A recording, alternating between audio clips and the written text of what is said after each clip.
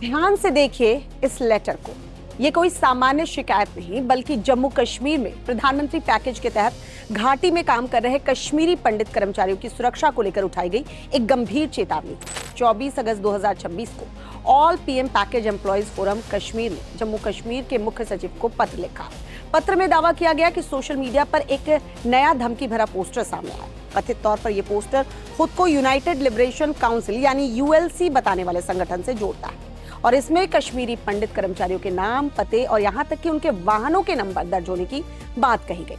अब जरा इस दावे की गंभीरता को समझिए, क्योंकि सवाल सिर्फ धमकी का नहीं, सवाल यह है कि अगर इन कर्मचारियों की निजी जानकारियां वाकई सार्वजनिक की गई तो ये जानकारियां उन लोगों तक पहुंची कैसे। यही वजह है कि पीएम पैकेज कर्मचारियों का फोरम अब सरकार से सिर्फ सुरक्षा बढ़ाने की मांग नहीं कर रहा, बल्कि पूरे मामले की तत्काल और गहन जांच की मांग कर रहा है।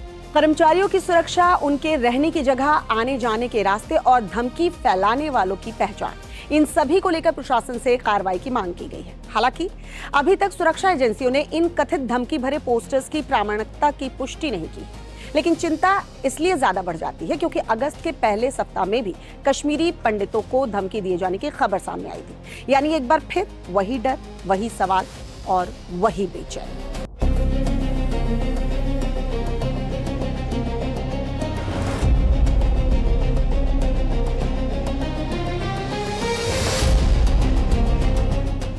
नमस्कार, मैं हूं श्वेता भट्टाचार्य और मैं सच कहती हूं। क्या कश्मीर में कश्मीरी पंडितों को फिर से निशाना बनाने की कोशिश हो रही है? क्या ये सिर्फ डर पैदा करने वाली साजिश है या इसके पीछे कोई संगठित नेटवर्क काम कर रहा है? सबसे बड़ा सवाल तो ये है कि अगर हालात सामान्य होने और आतंकवाद पर लगाम कसने के दावे किए जा रहे हैं तो फिर कश्मीरी पंडित कर्मचारियों को धमकी देने वाले ये पोस्टर आखिर सामने क्यों आ रहे हैं? क्या इतिहास खुद को दोहराने की तरफ बढ़ रहा है? क्या फिर से पंडितों के रक्त से लाल होगा कश्मीर?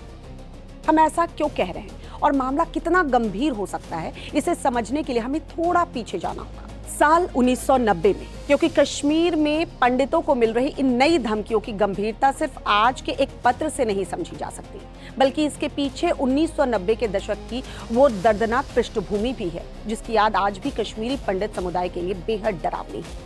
1990 का दौर था कश्मीर के इतिहास का वो अध्याय है जब घाटी में आतंकवाद तेजी से बढ़ रहा था। अलगाववादी और आतंकी गतिविधियां तेज हो चुकी थी, सुरक्षा व्यवस्था पर लगातार दबाव था और आम नागरिकों के बीच भय का माहौल था। इसी दौर में कश्मीरी पंडित समुदाय के खिलाफ धमकियां, डर और हिंसा की घटनाएं सामने आने लगी। कई परिवारों को अपना घर छोड़कर जम्मू और देश के दूसरे हिस्सों में जाना पड़ा। यहाँ ये बात समझना बेहद जरूरी हो जाता है कि 1990 में सिर्फ कुछ लोगों को धमकी मिलने की बात नहीं थी। उस समय घाटी का वातावरण तेजी से बदल रहा था। आतंकवाद, हिंसा, राजनीतिक अस्थिरता, हत्याओं और धमकियों ने लोगों के भीतर एक विश्वास जो है उनका कमजोर कर दिया था। अपने घरों में वो सुरक्षित महसूस नहीं करते थे। कश्मीरी पंडितों का बड़े पैमाने पर विस्थापन इसी भयावह दौर से जुड़ा हुआ है। लेकिन आज का कश्मीर 1990 जैसा बिल्कुल भी नहीं। धारा 370 हटने के बाद कश्मीर के हालात तेजी से बदले हैं। आज सुरक्षा व्यवस्था पहले की तुलना में कहीं ज्यादा मजबूत है। आतंकवाद के नेटवर्क के खिलाफ लगातार ऑपरेशन चलाए जा रहे हैं। कई आतंकी कमांडर ढेर हुए हैं। घुसपैठ पर लगाम लगाने और घाटी में सामान्य जनजीवन को बहाल करने के लिए बड़े स्तर पर प्रयास किए गए। पर्यटन बढ़ा है, कारोबार बढ़ा है, बड़ी संख्या में लोग सामान्य जिंदगी जी रहे हैं। यानी 1990 और 2026 के बीच जमीन और आसमान का फर्क है। फिर सवाल उठता है, अगर हालात इतने बदल चुके तो कश्मीरी पंडित कर्मचारियों को इस तरह की धमकियां मिल क्यों रही हैं? यही इस पूरे मामले का सबसे महत्वपूर्ण पहलू है। आज सामने आए कथित पत्र में सिर्फ किसी समुदाय को सामान्य धमकी देने का दावा नहीं है। इसमें कुछ लोगों के नाम, पते, मकान नंबर, गली की जानकारी, वाहनों के नंबर, फोन नंबर जैसी निजी जानकारी होने का दावा किया गया। अगर जांच में ये जानकारी वास्तविक पाई जाती है तो मामला सिर्फ एक धमकी भरे पोस्टर तक सीमित नहीं रह जाएगा।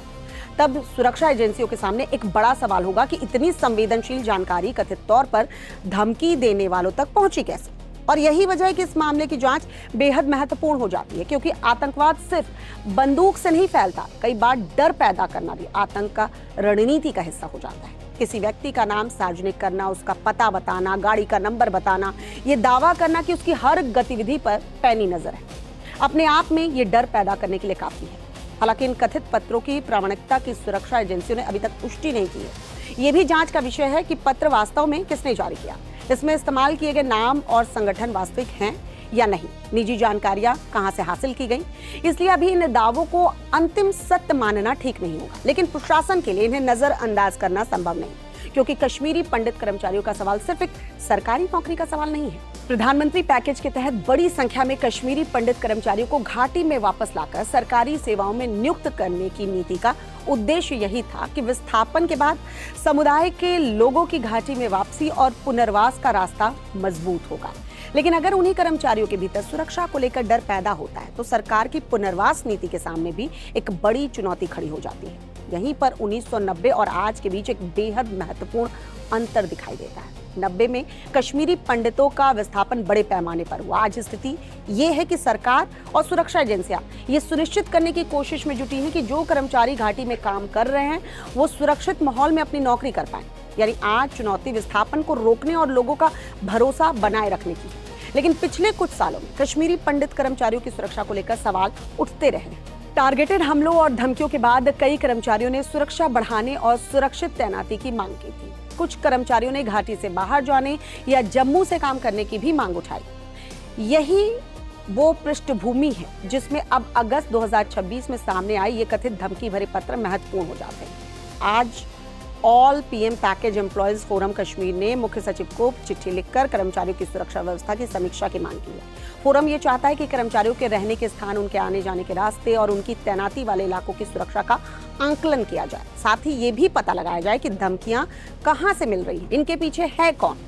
मुख्यमंत्री उमर अब्दुल्ला ने भी इन धमकियों को गंभीर बताया है और सुरक्षा और खुफिया एजेंसियों से जांच की बात कही है। उनका सवाल भी महत्वपूर्ण है। अगर जम्मू कश्मीर में आतंकवाद और उग्रवाद पूरी तरह से खत्म होने की बात कही जाती रही है तो फिर इस तरह की धमकियां आखिर कहां से मिल रही हैं? सवाल राजनीतिक बहस से ज्यादा सुरक्षा व्यवस्था की परीक्षा का है, क्योंकि आतंकवाद के खिलाफ किसी भी लड़ाई की सफलता सिर्फ इस बात से तय नहीं होती कि कितने आतंकवादी मारे गए या कितने ऑपरेशन चलाए गए। असली सफलता तब होगी जब आम नागरिक, सरकारी कर्मचारी, विशेष रूप से वो समुदाय जिनके भीतर अतीत की हिंसा की गहरी छाप जहन में, वो समुदाय बिना डरे अपने घर और अपने कार्यस्थल पर रह सके। यही वजह है कि 1990 की तुलना आज से करते समय हमें दो चीजों को एक साथ समझना होगा। पहला ये कि आज का कश्मीर 1990 वाला नहीं।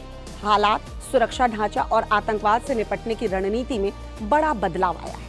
दूसरी ये कि 1990 की याद इतनी गहरी है कि आज मिलने वाली एक धमकी भी उस पुराने डर को दोबारा से जगा सकती है। यानी असली चुनौती सिर्फ धमकी देने वालों को पकड़ना नहीं, चुनौती उस डर को दोबारा जड़ जमाने से रोकना भी है। अगर ये पत्र फर्जी है तो भी उन्हें जारी करने वालों और इन्हें फैलाने वालों का पता लगाना बेहद जरूरी हो जाता है। और अगर इनमें दी गई जानकारी वास्तविक है तो सवाल खड़ा होता है कि संवेदनशील निजी जानकारी लीक कैसे हुई।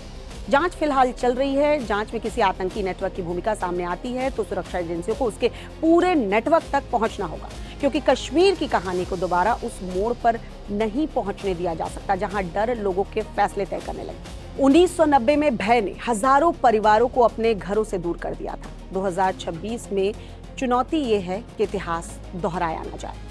ऐसे वक्त में सबसे जरूरी सवाल ये नहीं कि धमकी किसने दी, जरूरी सवाल ये है कि क्या सरकार और सुरक्षा एजेंसियां या उस धमकी की तह तक पहुंचकर ये भरोसा कायम कर पाएंगी कि कश्मीर में किसी भी समुदाय को डर के कारण अपना घर, अपनी नौकरी या अपनी पहचान छोड़ने की जरूरत आगे नहीं पड़ेगी।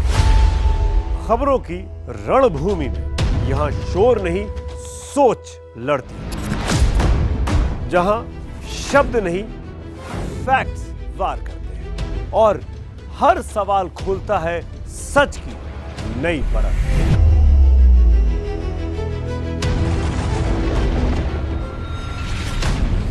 चक्रव्यूह आपके अपने सुमित अवस्थी के साथ सोमवार से शुक्रवार शाम 6:57 पर टाइम्स नाउ नव भारत पर।